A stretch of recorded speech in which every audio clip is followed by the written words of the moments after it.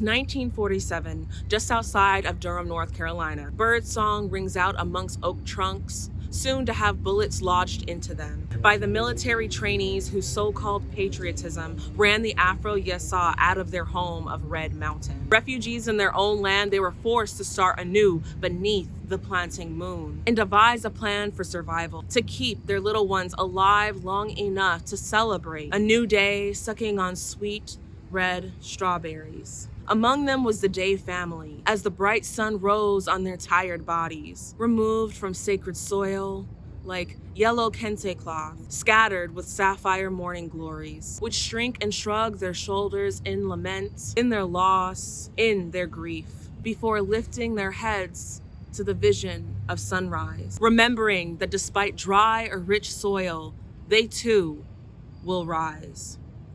1860, just outside of Africatown, Alabama. Turtles, beavers, and other aquatic relatives settling into the heat of July. Hear the cries and groans of relatives far from their home. Citizens of the Kingdom of Dahomey, present-day Togo, Benin, are ripped from the cramped, filthy hold of the Clotilda, the last ship kidnapping West Africans into enslavement on Turtle Island, named after our relative who took us upon their back so that we would survive and not drown.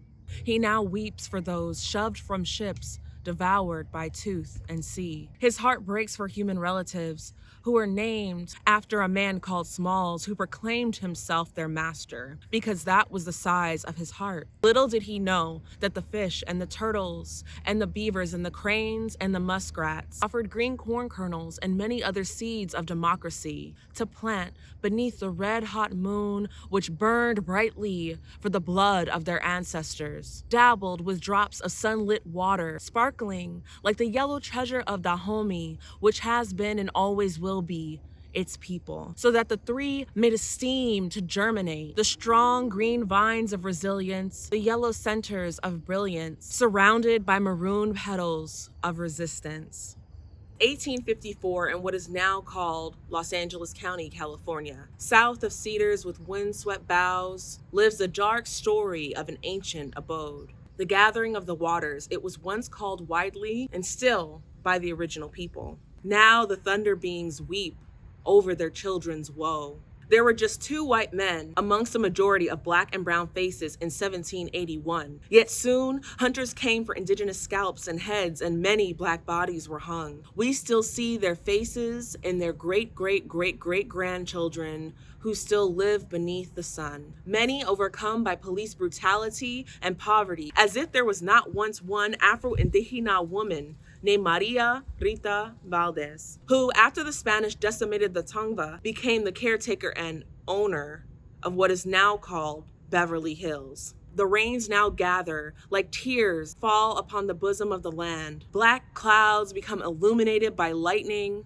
which shines like sapphires over snapdragons, stretching their tubular red flowers toward the sky, recalling the fate of the people, honoring the memory of the ancestors as their spirits ascend to form condensation, which one day will water the ground.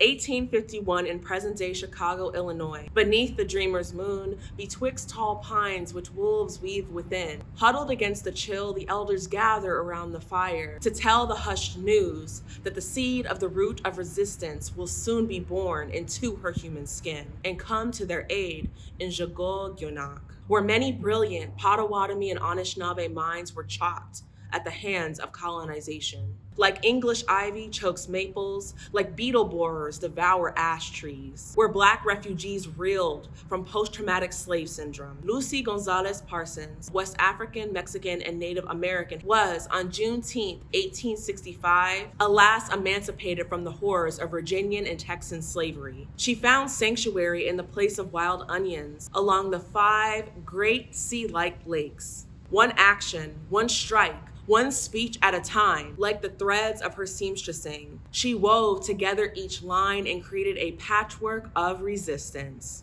From the Haymarket Square riots to mass executions to being arrested at 62 years old for her convictions, Lucy now sits among other ancestors, all bathed in white light, all adorned with smiles, surrounded by white lilies and palm fronds.